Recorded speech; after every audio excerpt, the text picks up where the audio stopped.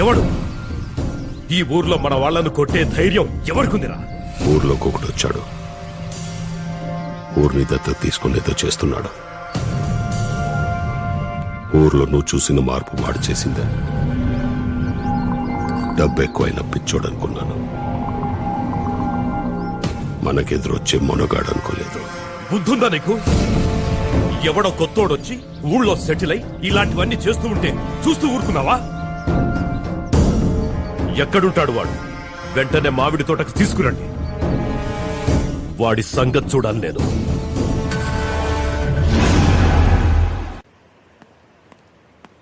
బాబు, నీకోసం శశి వచ్చి బాబు. నువ్వు వచ్చిన వెంటనే వాళ్ళ మామిడి తోటకు రమ్మని చెప్పాడు. మీరు వస్తేనే పంపిస్తానని చారుని కూడా తీసుకెళ్ళిపోయాడు బాబు. పిల్లదేముంది లేరా, మనం వెళ్లి బతిమాలి కాళ్ళమే పడితే 2 కొట్టు 2 తిట్టు దాన్ని ఎలాగైనా వదిలిపెడతాను. కానీ నువ్వు అక్కడికి వెళ్ళటం మాత్రం చాలా ప్రమాదం బాబు. దయచేసి అన్నీ సర్దుకుని నువ్వు ఈ ఊరి నుంచి వెళ్ళిపో.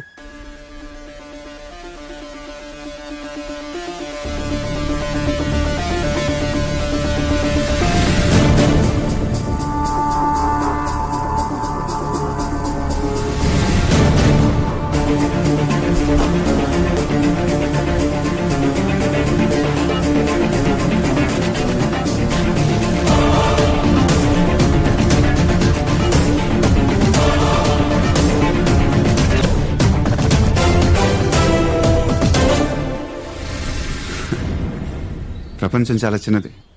మొత్తం ఒక చోటే చేరాం. ఎలా ఉన్నారు? అయినా నాతో మాట్లాడాలంటే తనెందుకు తీసుకురావటం? ఓ మాట చెప్పి నేనే వచ్చాను కదా. నువ్వు బయలుదేర్చారు, నేను కాసేపు మాట్లాడి వచ్చేస్తాను. ఉండని, ఇక్కడ జరిగేదంతా చూడని. పైగా ఊళ్ళోకి వెళ్ళి చెప్పాలిగా. అయితే కాసేపు ఉండిచారు, ఇద్దరం కలిసి వెళ్ళిపోదాం. వచ్చి మాట్లాడి వెళ్ళిపోవడానికి ఇది ఢిల్లీ అనుకున్నావరా? దేవరకోట. దేవరకోటలో మామిడి తోట. ఇక్కడికి రావడమే కాని వెళ్ళడం ఉండదు. అదే ఊరినేదో దత్తత తీసుకుని డబ్బులు తగిలేసుకుంటున్నావుంటగా. పోనీ నీ పిచ్చితో ఏదో చేసుకుంటున్నావు. మా జోలికెందుకురా? ఊరిని దత్తత తీసుకోవటం అంటే జేబులో డబ్బులు తీసి రంగులు రోడ్లేసి వెళ్ళిపోతారనుకున్నారా? ఇక్కడ జరగాల్సిన మంచితో పాటు ఇక్కడ జరిగే చెడుని కూడా దత్తత తీసుకున్నా.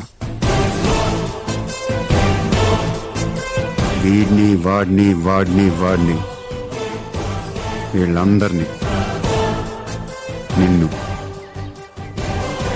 నీ తమ్ముడిని మొత్తాన్ని దత్తత తీసుకున్నా. సో పొలాల్ని లాక్కొనివ్వనంటావు? అయినా నేను వచ్చింది ఇప్పుడు దాకా మీరు లాక్కున్న వాటి గురించి మాట్లాడదామని. చీటీ రాసుకొచ్చా, 1-2 మర్చిపోతానని. జిల్లాలో 43 జెడ్పీ హైస్కూల్ మరమ్మతుల నిధులు మింగేశారు, ఇచ్చేయాలి. 72 జెడ్పీ రోడ్లు శాంక్షన్ అయితే అన్నీ మింగేశారు, ఇచ్చేయాలి. 350 కోట్ల కరోనా నిధులు పంపితే మొత్తం మింగేశారు, ఇచ్చేయాలి. కొన్నేళ్ల క్రితం ఇయ్యకపోతే చంపేద్దాం అనుకుంటున్నా.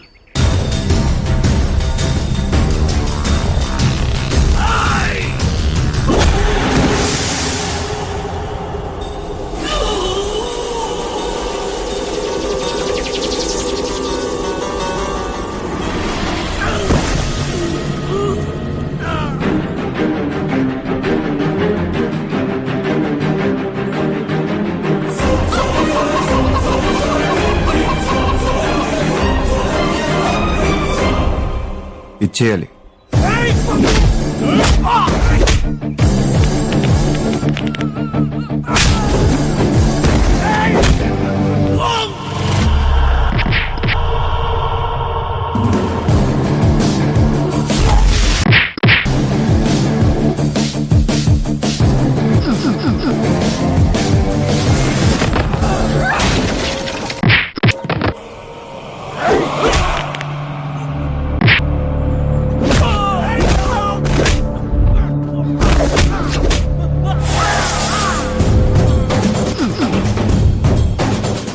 చేయాలి.